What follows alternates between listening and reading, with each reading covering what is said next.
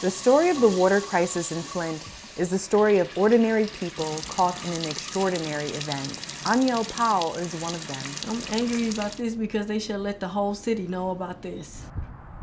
An anti-corrosive agent was not added at Flint's water treatment plant, and for months, corrosive water stripped lead off the city's aging pipes and into its drinking water. You can't put the water in your mouth. You can't drink the water. Flint residents complained about foul-smelling, foul-tasting water. No one listened. Flint is one of these cities that just get bypassed. Some Flint residents had their water independently tested. The samples show that the water coming out of the city's taps contained poisonous amounts of lead.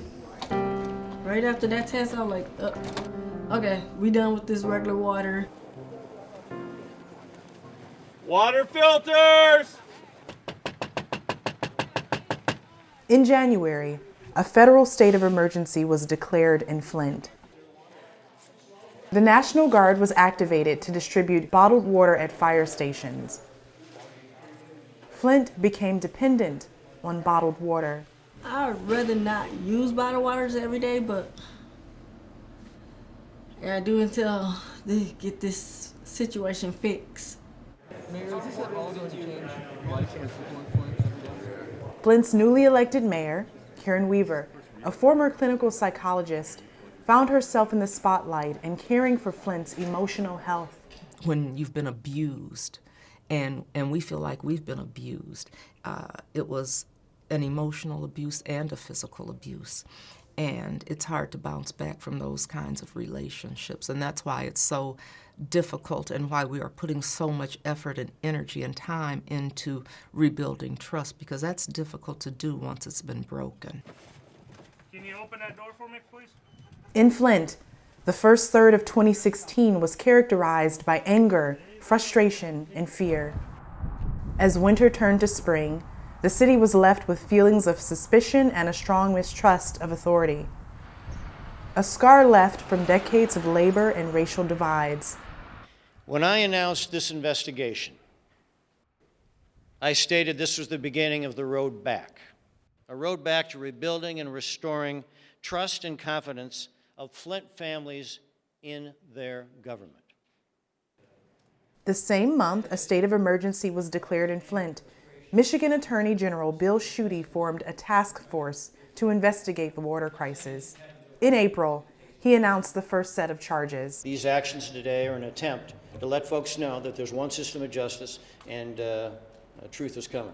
It doesn't change daily life other than there's satisfaction knowing that it's being looked at. We're not done. This is just the beginning. This is just the start. More to come. Stay tuned is what I would encourage you all to do. Yes, sir, in the back. A few weeks later, Schuette was back. Now today I'm announcing civil charges against 2 companies involved in the Flint water crisis. The suit alleged the companies were negligent in their duties to treat and monitor the water supply in Flint. The state is seeking damages to pay for medical services and new pipes in Flint.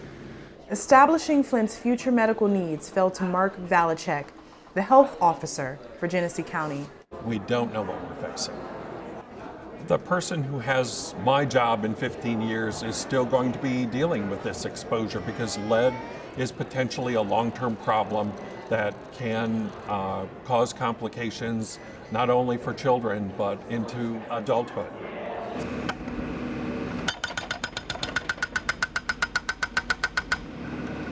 The task of fixing Flint's infrastructure falls to Karen Weaver. She started a program to replace the lead service lines in Flint. Pipe replacement is the ultimate solution because we don't know how long it would take for the pipes to get that coating back on there. We have no idea. And the other thing is we've got to build trust too, and people don't trust those pipes anymore. The pipe replacement program is moving slowly. Aniel's house is one of the few in Flint to receive a new service line.